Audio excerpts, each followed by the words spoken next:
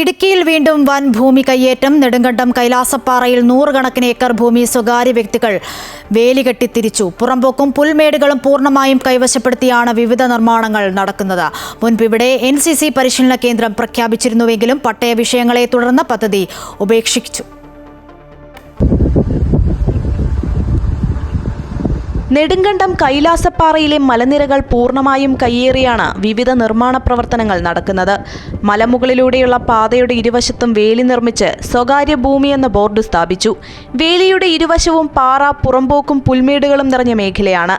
സഹ്യപർവ്വത നിരയുടെ 4 വശത്തേക്കുമുള്ള കാഴ്ചയും അതിവിശാലമായ ആകാശക്കാഴ്ചയും ലഭിക്കുന്ന മേഖലയുടെ ടൂറിസം സാധ്യതകൾ മുന്നിൽ കണ്ടാണ് നിർമ്മാണ പ്രവർത്തനങ്ങൾ നടക്കുന്നത്.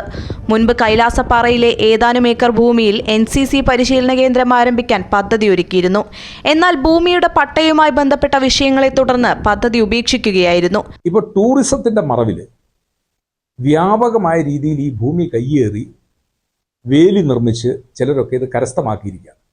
അതിർത്തിയിൽ സൈന്യം വേലി നിർമ്മിക്കുന്നത് പോലെയാണ് റോഡിന് ഇരുവശവും കെട്ടി അടച്ച്. ഒന്ന്, ഇത് പാറക്കൂട്ടങ്ങളാണ്, ഇക്കോളജിക്കലി വളരെ ഫ്രജൈലായ ലാൻഡാണ്. ഭൂമിശാസ്ത്രപരമായിട്ട് ഇത് നെടുങ്കണ്ടം ടൗണിൻ്റെ മുകളിൽ സ്ഥിതി ചെയ്യുന്നത് കൊണ്ട് അവിടെ നടക്കുന്ന ഏത് നിർമ്മാണവും അത് നെടുങ്കണ്ടം ടൗണിൻ്റെ നിലനിൽപ്പിനെ തന്നെ ബാധിക്കുന്ന ഒന്നാണ്. ചക്രമുടിക്ക് സമാനമായ രീതിയിൽ അതീവ പരിസ്ഥിതി പ്രാധാന്യമുള്ള മലനിരകൾ പൂർണ്ണമായും കൈവശപ്പെടുത്തിയാണ് കൈലാസപ്പാറയിലും കയ്യേറ്റം നടന്നിരിക്കുന്നത്. ഉടുമ്പൻചോല താലൂക്ക് ആസ്ഥാനം സ്ഥിതി ചെയ്യുന്ന നെടുങ്കണ്ടം ടൗണിനോട് ചേർന്ന് വൻ ഭൂമി കയ്യേറ്റം നടന്നിട്ടും റവന്യൂ വകുപ്പ് ഇതുവരെയും നടപടി സ്വീകരിച്ചിട്ടില്ല. അമൃത ന്യൂസ്, ഇടുക്കി.